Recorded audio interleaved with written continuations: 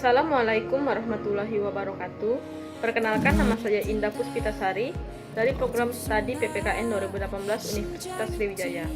Di sini saya akan mempresentasikan mengenai struktur organisasi sekolah. Sebelumnya kita harus mengetahui dulu apa itu struktur organisasi.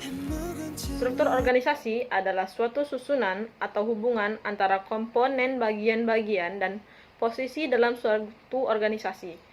Komponen-komponen yang ada dalam organisasi mempunyai ketergantungan, sehingga jika terdapat suatu komponen baik, maka akan berpengaruh kepada komponen yang lainnya, dan tentunya akan berpengaruh juga kepada organisasi tersebut.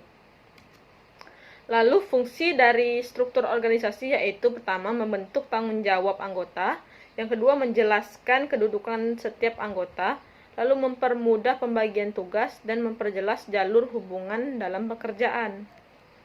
Berikut adalah contoh dari struktur organisasi, yaitu dari kepala sekolah, lalu membawahi wakil bidang kurikulum, wakil bidang kesiswaan, wakil bidang keuangan dan perlengkapan, juga tata usaha. Lalu dari wakil bidang kurikulum itu juga membawahi langsung guru mata pelajaran. Wakil bidang kesiswaan itu membawahi langsung guru BK, wakil bidang keuangan dan perlengkapan juga membawahi laboratoran dan pustakawan. Lalu di bawahnya ada siswa. Apa fungsi dari atau wewenang dan tugas dari kepala sekolah? Yaitu tugas di bidang administrasi, tugas-tugas kepala sekolah yang berkaitan dengan pengelolaan bidang garapan pendidikan di sekolah, yang meliputi pengelolaan pengajaran, kesiswaan, kepegawaian, keuangan, sarana prasarana, dan hubungan sekolah masyarakat.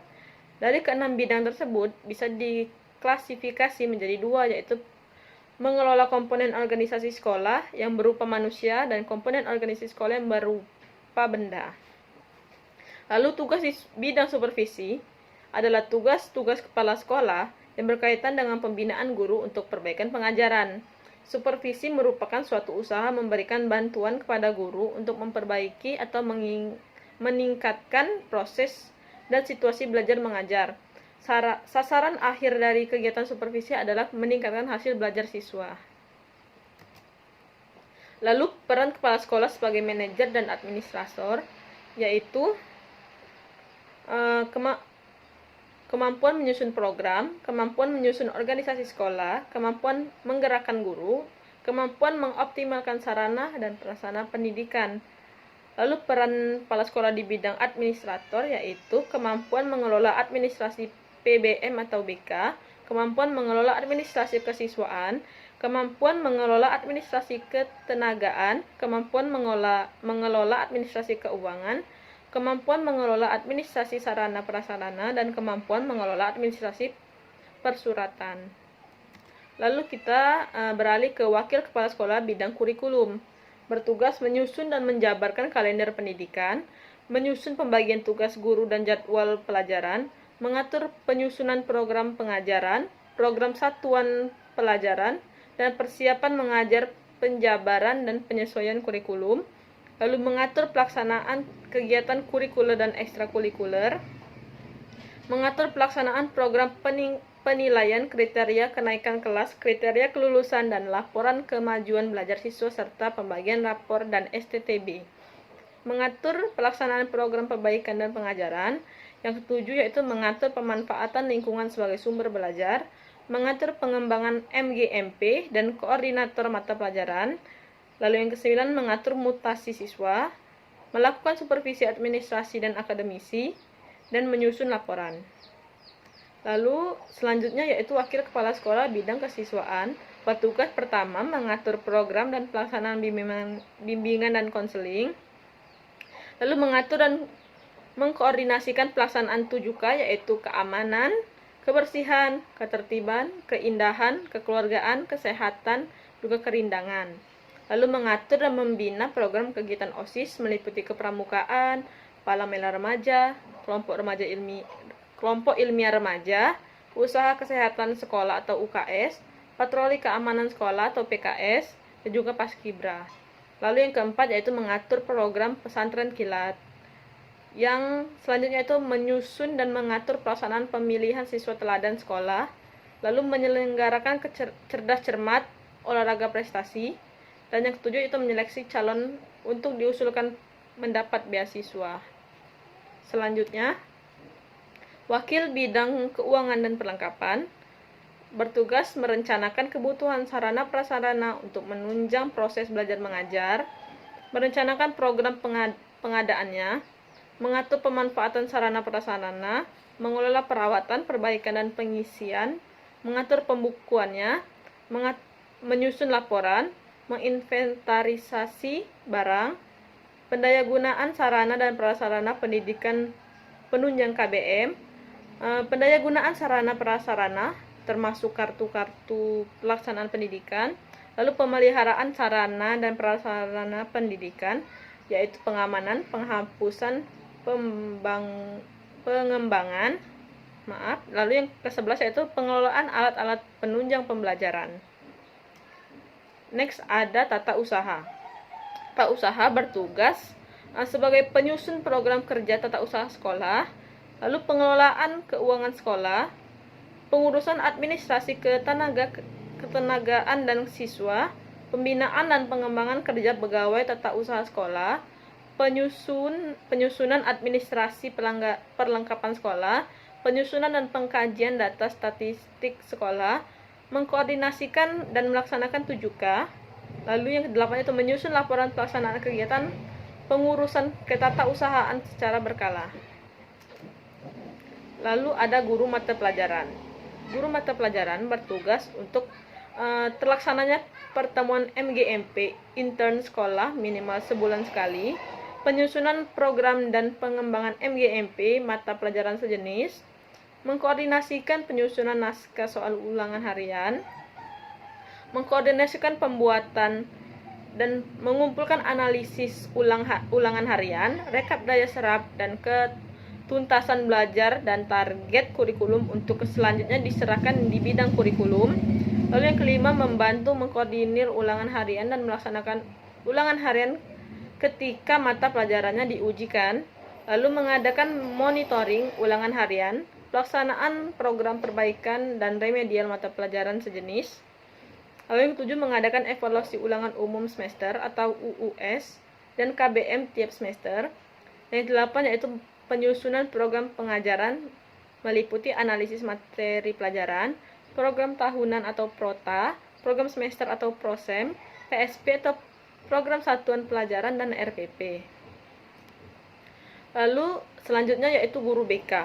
Guru BK bertugas untuk menyusun program dan melaksanakan bimbingan dan konseling, mengkoordinasikan dengan wali kelas dalam rangka mengatasi masalah-masalah yang dihadapi oleh siswa tentang kesulitan belajar, lalu memberi layanan dan bimbingan kepada siswa agar lebih berprestasi dalam kegiatan belajar. Lalu yang keempat, memberikan sarana dan pertimbangan kepada siswa dalam memperoleh gambaran tentang lanjutan pendidikan dan lapangan pekerjaan yang sesuai. Lalu yang kelima yaitu mengadakan penilaian pelaksanaan bimbingan dan konseling. Yang keenam, menyusun statistik hasil penilaian bimbingan dan konseling. Lalu melaksanakan kegiatan hasil evaluasi belajar, menyusun dan melaksanakan program tindak lanjut bimbingan dan konseling. Lalu yang ke-9 yaitu menyusun laporan pelaksanaan bimbingan dan konseling. Selanjutnya yaitu wali kelas. Wali kelas bertugas untuk mengelola kelas, menyelenggarakan administrasi kelas meliputi dana tempat duduk siswa, papan absensi siswa, daftar pelajaran kelas, daftar piket kelas, buku absensi siswa, buku kegiatan pembelajaran atau buku kelas, serta tata tertib siswa. Lalu selanjutnya itu menyusun pembuatan statistik bulanan siswa, mengisi daftar kumpulan nilai siswa, membuat catatan khusus tentang siswa, pencatatan mutasi siswa, mengisi buku laporan hasil belajar siswa, serta membagikan buku laporan penilaian hasil belajar.